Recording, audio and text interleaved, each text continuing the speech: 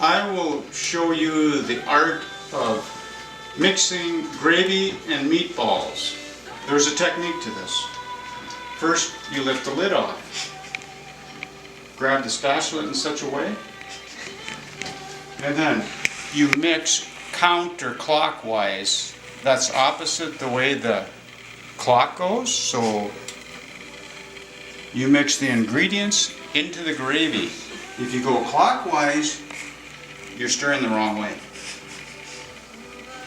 So as you can see, counterclockwise. See the meatballs rolling? Oh. You done with me, Nathan? Okay, I get it now. Makes sense.